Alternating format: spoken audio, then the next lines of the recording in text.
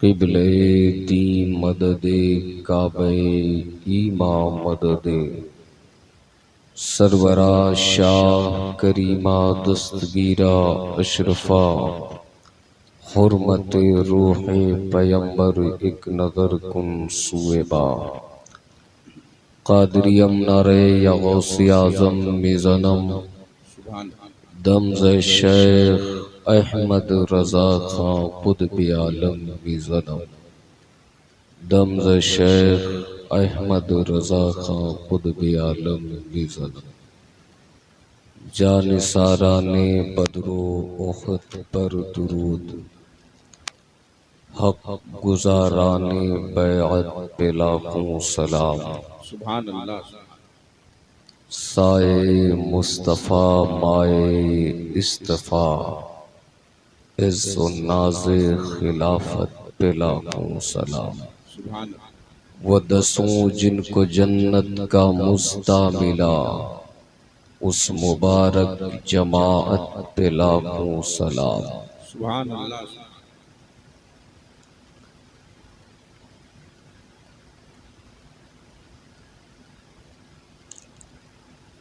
حضرات سر شام سے لے کر اب تک آپ جامعہ قادریہ عنایت العلوم کے زیر تمام اس عظیم الشان کانفرنس میں شرکت کی سعادتیں برکتیں حاصل کر رہے ہیں۔ میں آپ سب کو اور جامعہ کے جملہ اراکین کو منتظمین کو مبارکباد پیش کرتا ہوں۔ دعا گو ہوں پروردگار اس مشترکہ کاوش کو اپنی بارگاہ میں شرف منظوری عطا فرمائے۔ ممبر نور پر علماء اہل سنت کا ایک مقدس قافلہ جلوگر ہے، تشریف فرما ہے، اور بڑی بات یہ ہے کہ آپ شہر محبت کے رہنے والے ہیں، سبحان مرکز عقیدت سے آپ کا تعلق ہے۔ بریلی شریف پوری دنیا میں جو اس کی ایک اپنی پہچان ہے، شناخت ہے، تعارف ہے، وہ عشق و ادب کی بنیاد پر ہے، احترام اور محبت رسول کی بنیاد پر ہے۔ عالم بہت ہوئے زمانے میں، امام محمد رضا صرف اپنے علم کی بنیاد پر نہیں پہچانے گئے، بریلی علم کی بنیاد پر نہیں پہچانا جاتا، بلکہ امام احمد رضا اور ان کا شہر بریلی عشق و ادب کی بنیاد پر پہچانا جاتا ہے، سبحان اللہ محبت رسول کی بنیاد پر پہچانا جاتا ہے۔ اس لیے آپ کی ذمہ داری بنتی ہے کہ آپ بھی ادب کا مظاہرہ کریں، آپ بھی عشق کا مظاہرہ کریں، تاکہ لگے کہ امام نے عشق و وفا نے جو نقوش ثبت کیے تھے وہ آج بھی باقی ہے، وہ آج بھی زندہ ہے۔ امام کے شہر میں رہنے والے، امام عشق و وفا سے محبت کرنے والے بے حس نہیں ہے، لاشعور نہیں ہے، بے ادب نہیں ہے، گستاخ نہیں ہے، بلکہ ان کا معیار میرے امام نے جو بلند کیا تھا وہی معیار آج بھی بلند ہے۔ ہندوستان کے ایک عظیم نقیب شہر لکھنؤ جو علم و ادب کا شہر ہے، زبان و ادب کے اعتبار سے، جہاں زبان اردو کو عروج ملا، فروغ ملا، یعنی جس آغوش میں اردو نے پروان چڑھایا خود کو، وہ زمین لکھنؤ کی زمین ہے۔ وہاں کے بڑے عظیم نقیب اور ادیب حضرت علامہ محشر فریدی صاحب کی اچھی نظامت آپ سماعت کر رہے ہیں۔ ایک ہندوستان کے عظیم شاعر شہنشاہ ترنم حضرت الحاج حبیب اللہ فیضی صاحب کو آپ نے سنا، نوجوان خطیب حضرت علامہ مفتی غلام ربانی اشہر حضرت علامہ حامد رضا صاحب، اور نوجوان شاعر حضرت خوشتر صاحب کو بھی آپ نے سماعت کیا۔ آپ کے ناظم جامعہ حضرت علامہ مولانا اسرار صاحب قبلہ تشریف رکھتے ہیں۔ ابھی تھوڑی دیر کے بعد بزرگوں کی مزید آمد ہوگی، آپ ان کی زیارت سے شاد کام ہوں گے۔ آئیے بارگاہ رسالت مآب میں درود و سلام کی نظریں پیش کریں اور مل کر پڑھیں اللہم صلی علی سیدنا شفیعنا مولانا محمد بارک وسلم صلی علیہ وآلہ وآلہ بیتہ واصحابہ وذریاتہ اجمعین صلی اللہ تعالی علیہ وآلہ وسلم۔ حضرات، آج کے اس عظیم الشان اجلاس کو اراکین نے، منتظمین نے عنوان دیا ہے عظمت شیخین کا۔ کیا نام ہے آج کے جلسے کا؟ عظمت شیخین کانفرنس۔ شیخین آپ جانتے ہیں کن کا لقب ہے یہ، کنہیں شیخین کے نام سے یاد کیا جاتا ہے؟ تو وہ دو عظیم ذات ہے جنہیں دنیا صدیق اکبر رضی اللہ تعالیٰ عنہ اور حضرت سیدنا عمر فاروق کے نام سے جانتی اور پہچانتی ہے۔ آج ضرورت کیوں پڑی کہ شیخین کے نام پر جلسے کرائے جائیں، شیخین کی عظمتوں سے آپ کو آشکارا کیا جائے۔ یاد رکھیں، جامعہ قادریہ عنایت العلوم نے ایک اہم فریضہ انجام دیا ہے آج کے جلسے کو شیخین کی عظمتوں سے منسوب کر کے، ان کی رفتوں سے منسوب کر کے۔ اس لیے کہ میرے پیارے، آپ جانتے ہیں یہ دور فتنوں کا دور ہے۔ ہر آئے دن باطل نئے نئے لباس کے ساتھ، نئے نئے لبادے میں آ کر قوم مسلم میں رکھنا ڈالنے کی کوششیں کر رہا ہے۔ قوم مسلم کے ایمان اور عقیدے کو تاراج کرنے کے لیے پوری دنیا اکٹھا ہو رہی ہے۔ آج خارجی حملے بھی ہو رہے ہیں، داخلی حملے بھی ہو رہے ہیں۔ ہم مسلمان ہیں، بحیثیت مسلم مومن ہم پر فرض ہے کہ ہم خارجی حملوں کا بھی جواب دیں اور داخلی حملوں کا بھی جواب دیں۔ یاد رکھیں، آپ جانتے ہیں کہ یہ دین ہم تک کیسے پہنچا، اسلام کی بہاریں ہمیں کیسے میسر آئی۔ اسلام جو آج ہم مصطفیٰ کا کلمہ پڑھتے ہیں، یہ یوں ہی عرب کی ریگزار وادیوں سے نہیں پہنچ گیا تھا، بلکہ تاریخ کا ایک ایک ورق چیخ چیخ کر پیغام دے رہا ہے کہ تمہیں اسلام ملا ہے تو یاد رکھو، اسلام کے پہنچانے والے وہ صحابہ کی جماعت ہے۔ صحابہ کی وجہ سے، ان کی کاوش اور صحیح پیہم کی بنیاد پر اسلام پورے عالم انسانیت میں پھیلتا چلا گیا، اکناف عالم میں پھیلتا چلا گیا۔ اس لیے یاد رکھیں، مصطفیٰ جان رحمت کا کلمہ پڑھنے والوں، عظمت صحابہ کا انکار کبھی نہیں کیا جا سکتا ہے۔ عظمت صحابہ سے کھلواڑ کرنے والوں کو کبھی برداشت نہیں کیا جا سکتا ہے۔ عظمت صحابہ پر طعن و تشنیع کرنے والے، ہمیشہ ان بدتمیزوں کو، بدزبانوں کو ہمارے اسلاف نے جواب دیا ہے۔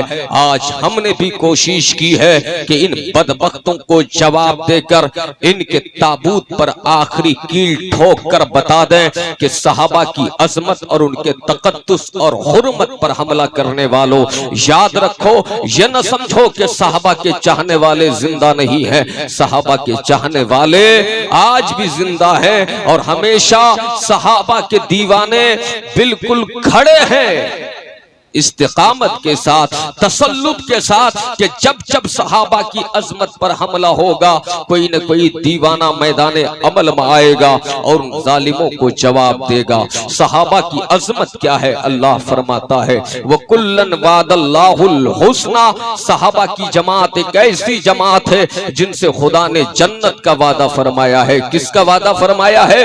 جنت کا وعدہ فرمایا ہے۔ مطلب یہ ہے سارے صحابہ جنتی ہے۔ صحابی کہتے کسے ہیں؟ اگر آپ یہ سمجھنا چاہتے ہیں تو جامعہ قادریہ عنایت العلوم کے دروازے کو دستک دیں تو آپ کو سمجھ میں آئے گا صحابی اسے کہا جاتا ہے جس نے حالت ایمان میں چاہے ایک ساتھ کے لیے ہو، ایک لمحے کے لیے ہو، ایک پل کے لیے ہو، ایک گھنٹے کے لیے ہو، ایمان کی حالت میں مصطفیٰ کریم کو دیکھا، رسول ہاشمی کو دیکھا، تاجدار دو جہاں کو دیکھا، یعنی ایک نظر آقا کو دیکھ لیا، مولا نے مقام صحابیت سے سرفراز فرما دیا۔ اللہ نے اعجاز عطا فرمایا کہ اب ساری دنیا کے اغواس مل کر کے، اقطاب مل کر کے، اولیاء مل کر کے، عارفین کی جماعت، عاشقین کی جماعت، محبین کی جماعت اگر مجتمع ہو جائے تو وہ مقام صحابہ کو نہیں پہنچ سکتے ہیں۔ یہ صحابہ کا مقام ہے، یہ ان کا مرتبہ ہے۔ یہ تو جنت کا وعدہ ان سے کیا گیا، لیکن یہ بھکاری، یہ بدتمیز قسم کے لوگ ان جنتیوں سے الجھنے کی کوشش کر رہے ہیں جن کا خود کا ٹھکانہ نہیں ہے کہ یہ جنت میں جائیں گے یا جہنم میں جائیں گے۔ یاد رکھو قرآن و حدیث کے مطابق صرف رسول اللہ کا غدار جہنم میں نہیں جائے گا بلکہ صحابہ کا غدار بھی جہنم میں جائے گا۔ صحابہ کی توہین کرنے والا اس کا بھی ٹھکانہ یہی دوزخ ہے، جہنم ہے۔ اس لیے کہ صحابہ کی گستاخی براہ راست صحابی کی گستاخی نہیں ہے بلکہ مصطفیٰ کریم کی گستاخی ہے، تاجدار کائنات کی گستاخی ہے۔ حضرات صحابہ کرام کا مقام کیا ہے؟ اللہ نے قرآن حکیم میں دوسرے مقام پر ارشاد فرمایا رضی اللہ عنہم ورضوا عنہ، یعنی وہ مبارک جماعت ہے جن سے خدا راضی ہے۔ کون راضی ہے؟ خدا راضی ہے، اور وہ خدا سے راضی ہے۔ اب ذرا بتائیں جن کا مولا راضی ہو جائے اور جو اپنے مولا سے راضی ہو جائے تو وہ ہماری تعریف کے محتاج نہیں ہے، ہماری توصیف کے محتاج نہیں ہے، مدحو سرائی کے محتاج نہیں ہے۔ یاد رکھو ہم صحابہ کی تعریف کریں نہ کریں ان کے جنتی ہونے میں کوئی شک نہیں ہے، البتہ اتنا ضرور ہے اگر ہم ان کا احترام کریں گے تو ان کے صدقے ہمیں بھی جنت مل جائے گی، اور احترام نہیں کریں گے تو ہمارا ٹھکانہ بھی جہنم میں ہوتا ہوا نظر آئے گا، ہم بھی دوزخ کا تکبیر، مسلک اعلیٰ حضرت، جلسہ دستار بندی۔ اس لیے صحابہ کرام کی عظمت، ان کا احترام دل میں رکھنا چاہیے۔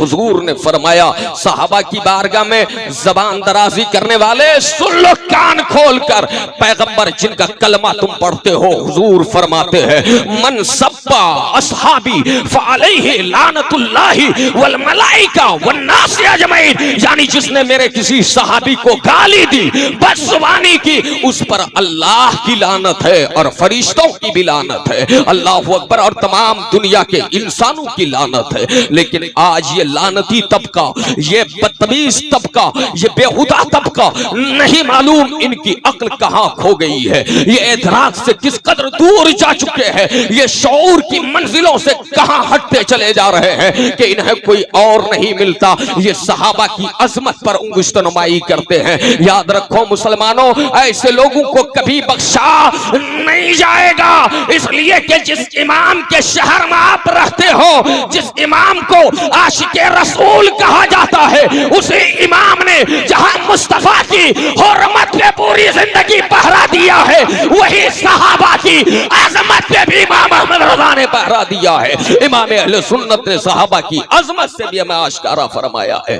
حضرات یہ صحابہ کا مقام ہے، اور صحابہ میں خاص کر خلفائے راشدین، ان کا تو پوچھنا ہی نہیں ہے۔ حضور نے فرمایا کہ فعلیکم بسنتی وسنتی خلفاء الراشدین والمہدیین، اے میرے کلمہ پڑھنے والوں، تمہارے لیے ضروری ہے کہ تم میری سنت پر عمل کرو اور میرے خلفاء راشدین کی سنت پر عمل کرو، یعنی ہدایت یافتہ خلفاء راشدین کے طریقے پر چلو۔ کیا مطلب ہے کہ اگر تمہیں نجات چاہیے، اگر تم کامیاب ہونا چاہتے ہو، اگر تم اپنے ایمان کی حفاظت چاہتے ہو، اگر تم اپنے عقائد کا تحفظ چاہتے ہو، اگر تم چاہتے ہو کہ تم سے خدا بھی راضی ہو جائے، مصطفیٰ بھی راضی ہو جائے، تو ایک ہی صورت ہے، صرف سنت مصطفیٰ پر چلنے سے کام نہیں چلے گا۔ بریلی والوں، مصطفیٰ کی سنت کے ساتھ ساتھ خلفائے راشدین کی سنت پہ بھی عمل کرنا ہوگا، خلفائے راشدین کا طریقہ بھی اپنانا ہوگا۔ حضرات خلفائے راشدین حضرت سیدنا صدیق اکبر رضی اللہ تعالیٰ عنہ۔ آج ایک طبقہ جہاں سیدھے سیدھے لعنت و ملامت اور اپنی حماقت و صفاحت اور بدبختی کے نعرے لگا رہا ہے، وہیں ایک دوسرا طبقہ یہ کہتا ہے معاذ اللہ کہ حضرات انبیاء کرام کے بعد، رسولان اعظام کے بعد حضرت مولا علی مشکل کشا سب سے افضل ہیں۔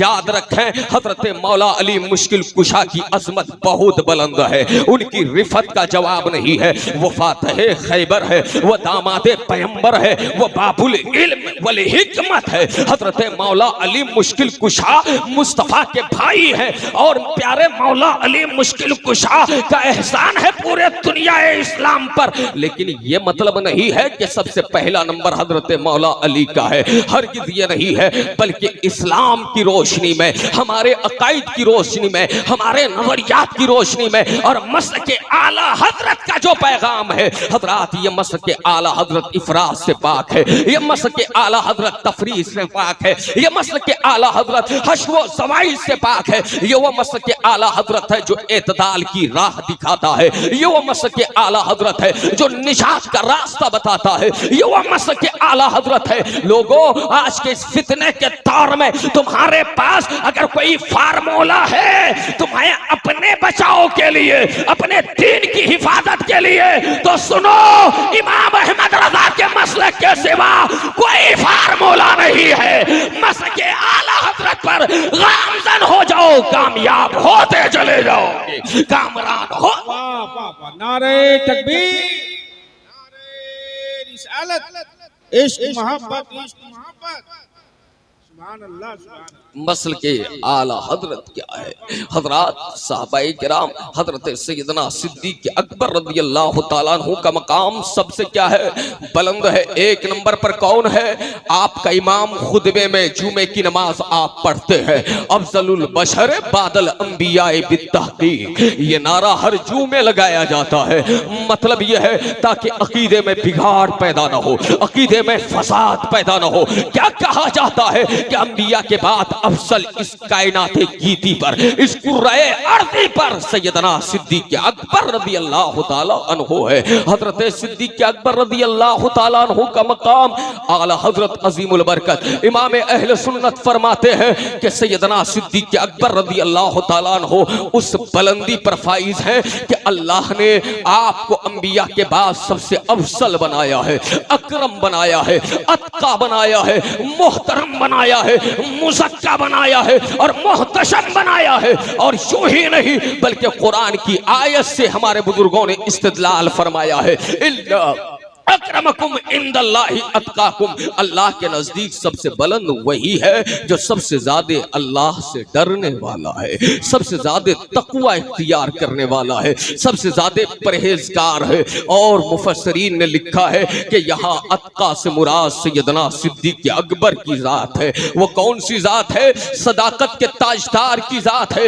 حضرت صدیق اکبر رضی اللہ تعالیٰ عنہ سب سے اتقا ہے۔ اور دوسرے مقام پر رب نے فرمایا سیجنبہ الاتقا، اللہ فرماتا ہے کہ ان قریب اللہ تعالیٰ اپنے سے ڈرنے والے کو جہنم سے دور فرما دے گا، دوزخ سے دور فرما دے گا، نار سے دور فرما دے گا۔ الذی مالہ یتزکا، یعنی وہ بندہ جو اللہ سے ڈرتا بھی ہے، تقوی بھی اختیار کرتا ہے، پرہیزگاری بھی اختیار کرتا ہے، معصیات سے اجتناب بھی کرتا ہے، اور یہ کرتے کرتے اپنے باطن کے تزکیہ کے لیے، صفائی کے لیے مال راہ خدا میں خرچ کرتا ہے، دولت راہ خدا میں خرچ کرتا ہے۔ مفسرین نے لکھا ہے کہ سیدنا صدیق اکبر رضی اللہ تعالیٰ عنہ مصطفیٰ کے یہ جانثار ہے کہ نہ تو جان قربان کرنے کے معاملے میں کوئی ان سے آگے بڑھ سکے، نہ مال قربان کرنے میں کوئی ان سے سبقت لے جا سکے۔ حضرت صدیق اکبر رضی اللہ تعالیٰ عنہ حضور فرماتے ہیں،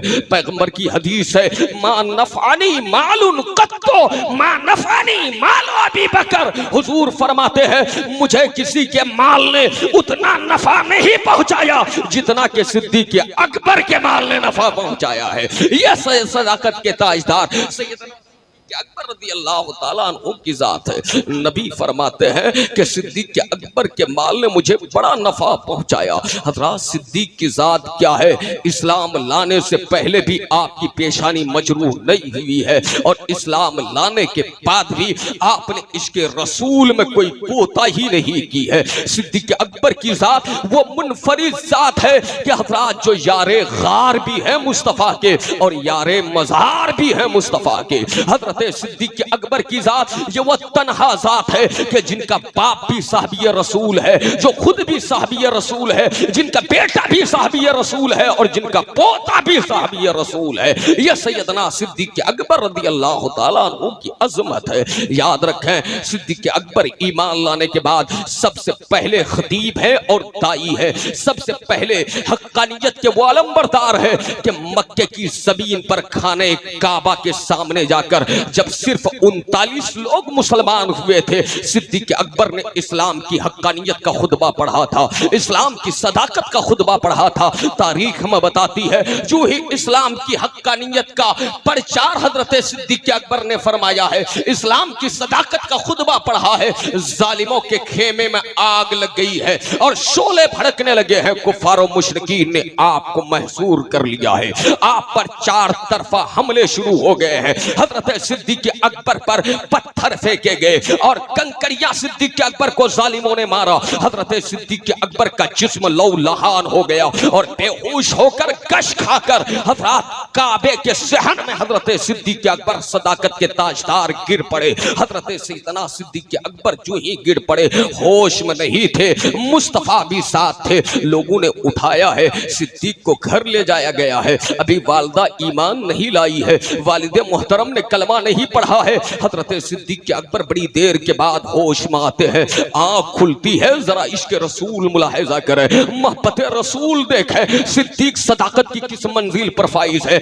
صدیق اکبر عشق کی کس بلندی پر گامزن ہے۔ حضرت صدیق اکبر کی نگاہیں کیا کہہ رہی ہے، ان کا وجدان کیا کہہ رہا ہے، ان کے قلب و جگر کی آواز کیا ہے، ان کے افکار و تخیلات کے لیے مرکز انوار کون سی ذات ہے۔ حضرت سیدنا صدیق اکبر رضی اللہ تعالیٰ عنہ نے جو ہی آنکھ کھولی ہے تو آپ کے قریب لوگ آئے اور لوگوں نے آ کر آپ کی خیریت لی اور خیریت معلوم کرنے کے بعد کہا صدیق حال تو بہتر ہے نا، آپ اچھے تو ہو نا۔ صداقت کے تاجدار فرماتے ہیں میری خبر چھوڑو میں کیسا ہوں، مجھے ذرا یہ بتاؤ میرے مصطفیٰ کیسے ہیں، تاجدار کائنات کیسے ہے، نبی دو جہاں کیسے ہیں۔ حضرات خاندان کے لوگ آئے تھے، وہ چڑ گئے اور چڑ کر کہنے لگے ابو بکر اتنی مار پڑی ہے، یہ عتبہ بن ربیعہ معاذ اللہ اس ظالم نے صدیق اکبر کو اسلام کی حقانیت کے پرچار کرنے کے پاداش میں جوتے تک مارے تھے، چپل تک مارے تھے۔ حضرت سیدنا صدیق اکبر سے کہا گیا صدیق اب بھی تو اسی مصطفیٰ کی گیت گاتا ہے جبکہ تیری جان جانے کو ہے، تو چاکنی کے عالم میں ہے۔ سیدنا صدیق اکبر فرماتے ہیں نہیں ذرا مجھے بتا دیا جائے آقا کیسے ہیں، رسول گرامی وقار کہاں تشریف رکھتے ہیں۔ حضرات لوگوں نے دیکھا اور جو ہی یہ سیدنا صدیق اکبر نے کہا آپ کو ڈانٹا، لوگوں نے آپ کے خاندان والوں نے آپ پر جذر و توبیخ کی، لعن و طعن کیا کہ اب بھی تو انہی کی گیت گاتا ہے، لیکن بار بار جو ہی حرکت میں آتے کہتے مصطفیٰ کیسے ہے، تاجدار دو جہاں کیسے ہیں۔ لیکن ماں کی ممتا کاپنے لگی، ماں ابھی کلمہ نہیں پڑھی ہے، اسلام نہیں لے آئی ہے، مسلمان نہیں ہوئی ہے۔ ماں نے کہا بیٹا آخر تو ان کے چکر میں کیوں پڑا ہے۔ صدیق اکبر سے ماں نے کہا بیٹا کچھ کھا بھی لے کچھ پی بھی لے تاکہ تیرے اندر توانائی آ جائے، تاکہ تجھے قوت فراہم ہو جائے، تاکہ تجھے طاقت مل جائے۔ حضرت صدیق اکبر فرماتے ہیں میں نے دل میں عہد کر لیا ہے جب تک مصطفیٰ کا جلوہ نہیں دیکھوں گا کوئی کھانا نہیں کھاؤں گا، کوئی پینا نہیں پیوں گا۔ حضرات ماں نے کہا بیٹا وہ کہاں ہے مجھے نہیں معلوم۔ حضرت ام جمیل کو بلایا گیا اور ان سے پوچھا گیا مصطفیٰ کیسے ہے۔ ام جمیل نے آ کر کہا صدیق گھبراؤ نہیں، ظالموں نے آپ پر ظلم کیا ہے، اللہ اس کا انتقام لے گا، بدلہ لے گا۔ اور آپ جس فکر میں منہمک ہیں اور مضطرب ہیں، جس فکر میں آپ بے چین ہے، بے قرار ہے، آپ سن لیجئے کہ مصطفیٰ خیر و عافیت کے ساتھ ہے، دار ارقم میں مصطفیٰ جلوہ گر ہے۔ حضرات سیدنا صدیق اکبر نے کہا اتنا سننے کے بعد اب تو میرے لیے اس کے سوا کوئی چارہ کار نہیں ہے کہ حضور کے قدموں میں جا کر بیٹھوں، پہلے مصطفیٰ کا جلوہ دیکھوں۔ اب تک خیریت معلوم کر رہے تھے، اب صداقت کے تاجدار فرماتے ہیں کہ اب حضور کو دیکھنا چاہتا ہوں۔ سیدنا صدیق اکبر کو لے کر کے صحابہ کرام، سیدنا صدیق ماشاءاللہ سبحان اللہ، نعرہ تکبیر، سب لوگ کھڑے ہو، سیدی انس میاں صاحب قبلہ، نعرہ تکبیر، نعرہ رسالت، سب لوگ سمٹ کر آگے تشریف لائیں، آگے تشریف لائیں سب لوگ، قریب آئیے کی منبر نور پہ آمد آپ نورانی چہرے کی زیارت۔ دل کا ہے سجادہ ہمارے سامنے، ذرا بولیے سبحان اللہ۔ مسند دل کا ہے سجادہ ہمارے سامنے، حسن بیٹھا ہے بہت سادہ ہمارے سامنے، بولیے نا سبحان اللہ۔